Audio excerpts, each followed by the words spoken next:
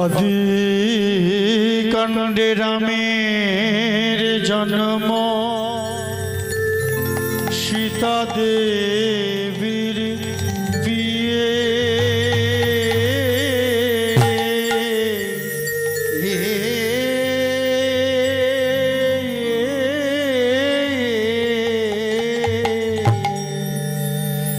আর অযোধ্যা ছাড়িলেন দয়াল, ভরতকে রাজ্য দিয়ে।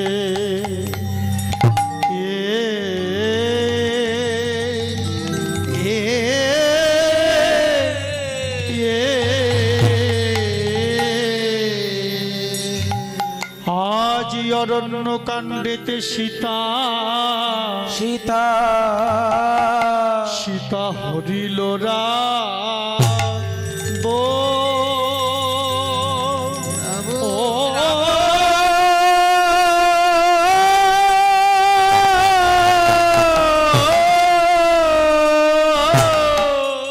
আরে কিষ্কিন্ধাতে বালি বোধি প্রভু করে আমার সুগ্রীব মিল মিল।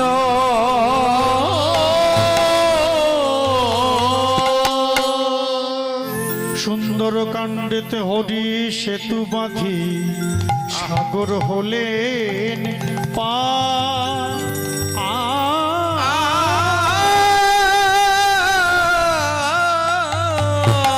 আর লঙ্কা কাণ্ডে রাবণ রাজার সবংশে সংহার সংহার।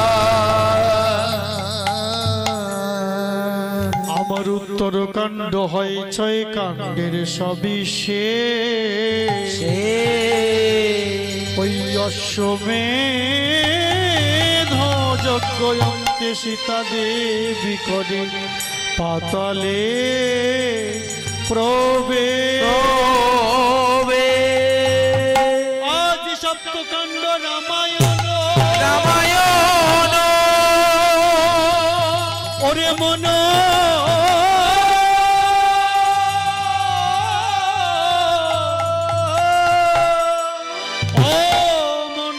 অমৃতেরি ভাণ্ড অমৃতেরি ভাণ্ড।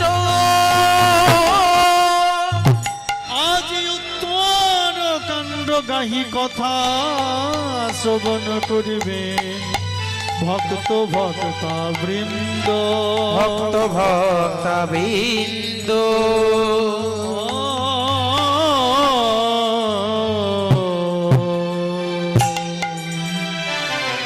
আমার দয়া করে দয়াল রাম বসলে পাছানা অনুরাগের বাদাম দিব এ দেহ নৌকায়। দেহ নৌকা আজ দয়া করে দয়াল রাম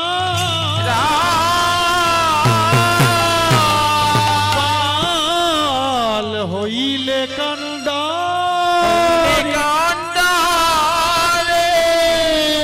ওই তালে তালে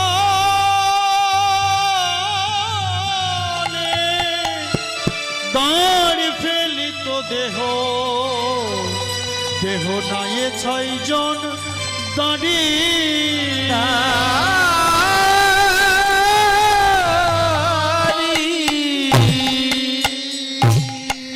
কৃপা করে কৃপাময় জগতের ঈশ্বর জগতের পতি আজ ত্রেতা যুগে ভক্ত উদ্ধার কারণে জন্মগ্রহণ করেছেন রাজা দশরথের গৃহে। এক বিষ্ণু চারি অংশে জন্ম নিলেন এবং জগৎবাসীকে সঠিক পথ দেখাবার জন্য তিনি মর্যাদা পুরুষোত্তমের পথ অনুসরণ করলেন। পিতৃসত্য পালনের জন্য বনবাস গমন, সেখানে রাবণ সীতা হরণ করে নিয়েছে। রাবণকে উদ্ধার করে জনকনন্দিনী সীতাকে গৃহে ফিরে আনলেন, এনে পুনরায় রাজ্যাভিষেক হলো।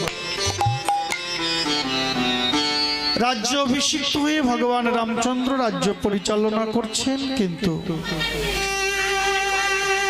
বিধির বিড়ম্বনায় আজ ভগবান রামচন্দ্র আমার সভাসদকে নিয়ে প্রভাতে সভা রচনা করে বসেছেন। আজ সভা করে বসে আছে রাম, ও রাম রাজি বলো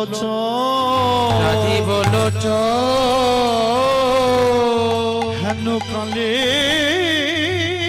মহামণি গুরু বশিষ্ঠ তথায় দিল দর্শন। ও গো গুরুকে দেখিয়া বসিবারে পাদ্যায়র ঘোষাসন দিল।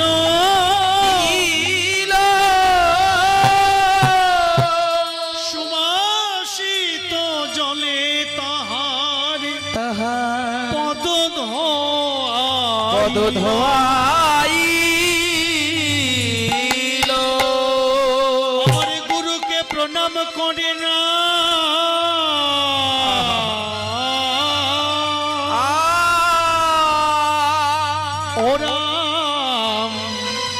জগত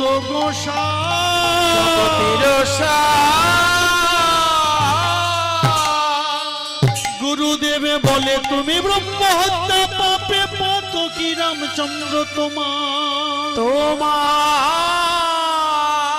মুখ দেখিতে না, মুখ দেখিতে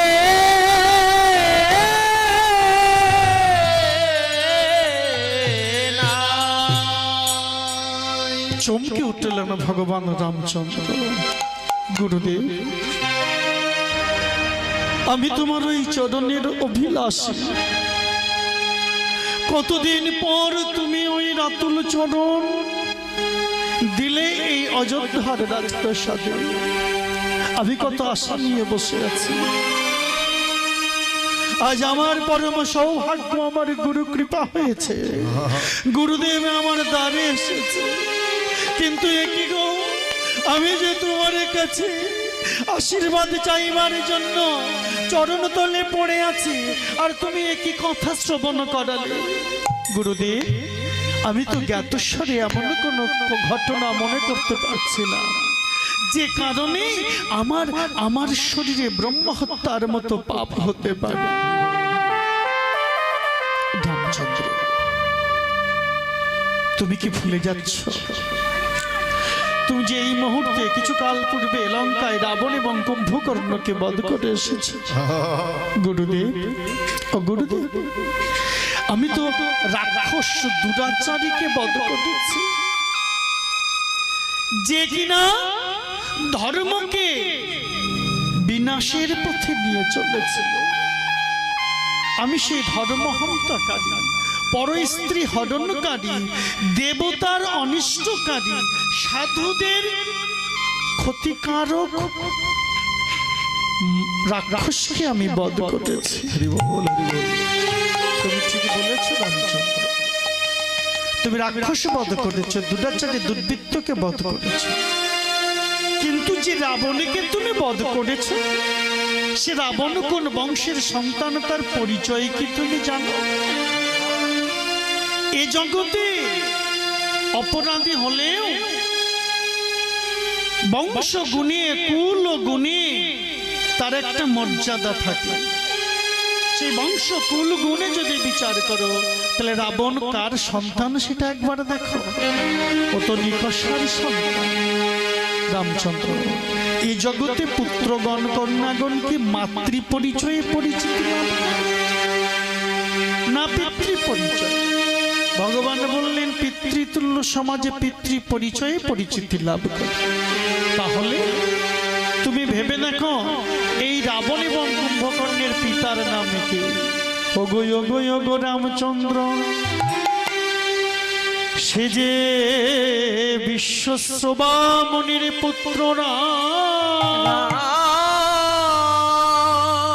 ও সে পৌলস্ত্যের নাতি। আরে গণন ব্রহ্মা হত্যা করেছ, ভেবে দেখো রঘু, ভেবে দেখো রঘুপতি। স্তব্ধ হয়ে ভগবান রামচন্দ্র গুরুর বদন পানে তাকিয়ে রয়েছে। গুরুদেব ছল ছল নয়নে বক্ষ প্লাবিত হচ্ছে। বলো না গুরুদেব, আমি না জেনে না বুঝে এমন এক অপরাধ করে ফেলেছি। আমি ওই বিশ্বশ্রবা মুনির পুত্র পৌলস্ত্যের বংশধরকে আমি হত্যা করে এসেছি। সত্যি তো আমি ব্রহ্মকুলে ব্রহ্ম হত্যা পাপ করেছি। আমার এই ব্রহ্ম হত্যা পাপ থেকে উদ্ধারের জন্য উপায় কি বলে দাও না তুমি করবে। রামচন্দ্র, আমি যে তোমার কাছে সে কারণেই এসেছি। আমি জানি এই জগতে যে যেভাবে আসুক না কেন, একমাত্র গুরুই তাকে উদ্ধার করতে পারে, গুরুই তার সঠিক পথ দেখাতে পারে।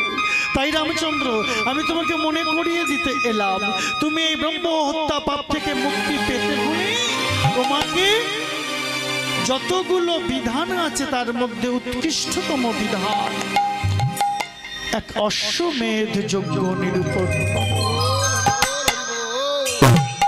অশ্বমেধ যজ্ঞের বিধান গুরুদেব আমি তো কোনোদিনে যজ্ঞ করি নাই। অশ্বমেধ যজ্ঞের বিধান হলো একটি অষ্টম বর্ণের অশ্ব তুমি করো আনয়ন, আর 30 গড়া ভূমি হইতে যত যোগী মুনি ঋষি আছে করহ নিমন্ত্রণ, করহ নিমন্ত্রণ। স্থাবর জঙ্গম উঁচু নিচু নাহি দেখিবে আপনি, দেখিবে আপনি। আর 100 নির্মাণ কর যজ্ঞ ভূমি, যোগ ভূমি। অশ্বের আহুতি প্রদান করিবে তাহাতে, করিবে তাহাতে। বেদ মন্ত্রে পুনঃ প্রাণ দিবে যে অশ্বের, দিবে যে অশ্বরে। চতুর্দিক ভ্রমণ করে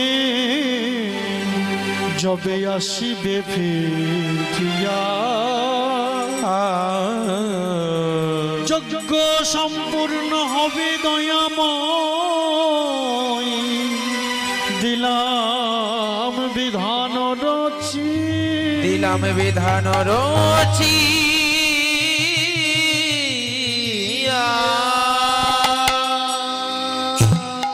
আরো গো লক্ষ্মীনাথ, তুমি জগৎ লক্ষ্মীকে বামে নিয়ে যজ্ঞেশ্বর হয়ে আজ যজ্ঞ আরম্ভ করো। অমনি দয়াল রামের ছল ছল নয়ন, নয়ন জলে বক্ষ প্লাবিত হচ্ছে। কেন যে সীতার নামটি শুনেছি।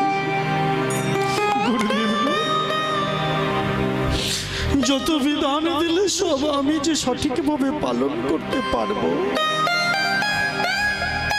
কিন্তু এই যে শেষে যে কথাটি বললে এটি যে আমার পক্ষে বড় অপারগ। কেন?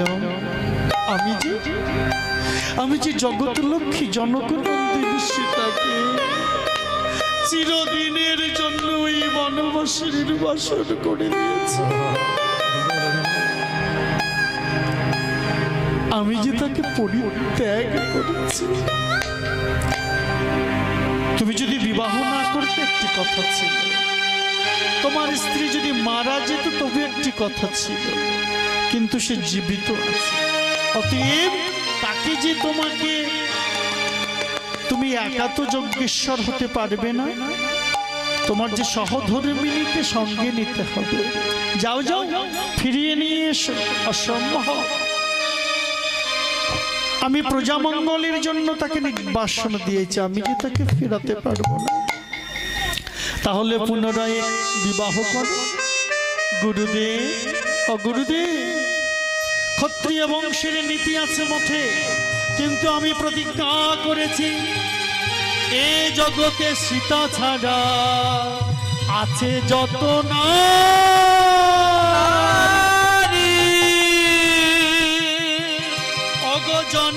অগজননীর স্নেহ সবার চরণ পূজা, চরণ পূজা করি। আমি পারবো না গুরুদেব, আমি পারবো না। ভগবান মর্যাদা পুরুষোত্তম, ক্ষত্রিয় বংশের নিয়ম থাকলেও তিনি কঠোরভাবে এই নিয়মটাকে পালন করলেন। গুরুদেব, আমি জানি, কিন্তু আমি এক নারীর হৃদয়ে বেদনা তৈরি করতে পারব না। এ জগতে সীতা ছাড়া আর যত রমণী আছে সবাই যে আমার মাতৃবৎ। আমি তোদের চরণ শিরে ধারণ করি, আমি মাতৃশ্রী তাদেরকে পূজা অর্চনা স্তুতি করি। আমি যে আর দ্বিতীয় দ্বার গ্রহণ করতে পারবো না। তাহলে যে তুমি যজ্ঞেশ্বর হতে পারবে না। আমি রাজি আছি, যদি ব্রহ্মত্ব পাপ অঙ্গে নিয়ে আমাকে দেহত্যাগ করতে হয় আমি দেহত্যাগ করব, কিন্তু দ্বিতীয়বার আমি বিবাহ করতে পারবো না। জগৎকে শিক্ষা দিলেন ভগবান রামচন্দ্র। জগৎকে জানাইয়ে গেলে স্ত্রী থাকতে যদি কেউ দ্বিতীয় স্ত্রীকে গ্রহণ করে তাহলে সে যে সমগ্র মাতৃকুলকে অপমান করবে।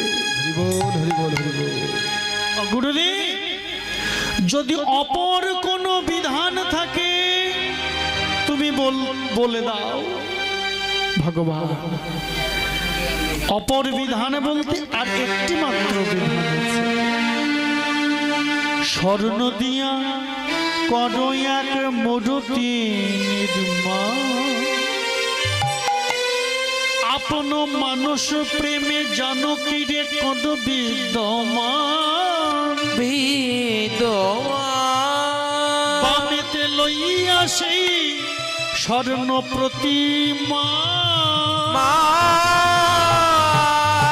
যজ্ঞেশ্বর যজ্ঞ কর, এই বিধান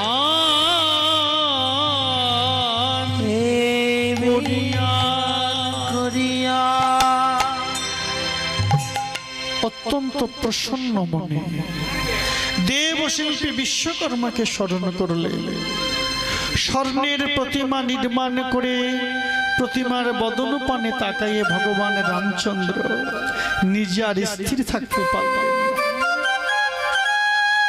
সীতার চরণ তলে কেঁদে গড়াগড়ি যাচ্ছে। জনকনন্দিনী, একবার কথা বলো, তুমি কথা বলো জনকনন্দিনী।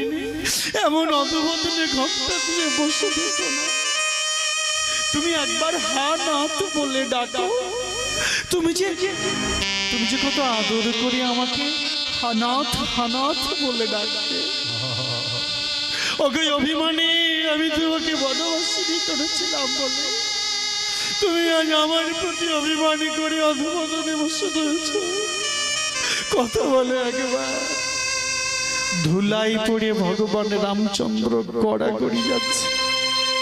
ঠাকুর লক্ষণ এসে বক্ষে জড়িয়ে ধরে বলছে, দাদা, ও দাদা, তুমি যদি এভাবে ভেঙে পড়ো, এভাবে যদি তুমি দুর্বল হয়ে পড়ো, তাহলে এই মহতি যজ্ঞ সম্পন্ন হবে কি করে? একবার শান্ত হও দাদা, বলো বলো বলো। এই যজ্ঞের যে বিধান রচনা করেছ, আমার দায়িত্ব কি, আমার করণীয় কি? ও দাদা বলো। তুমি এসো, নয়নের জল মুছিয়ে বদনখানি ভালো করে মুছিয়ে দিয়ে সিংহাসনে বসিয়ে করজোড়ে বলেছে, দাদা এখন আমি কি করব, তুমি আজ্ঞা করো। ভগবানের রামচন্দ্র বললেন, লক্ষণ শোনো শোনো, এই যজ্ঞের যে প্রধান কর্ম আগে করে এসো, যে ত্রিশগারা ভূমিকে নিমন্ত্রণ করে এসো।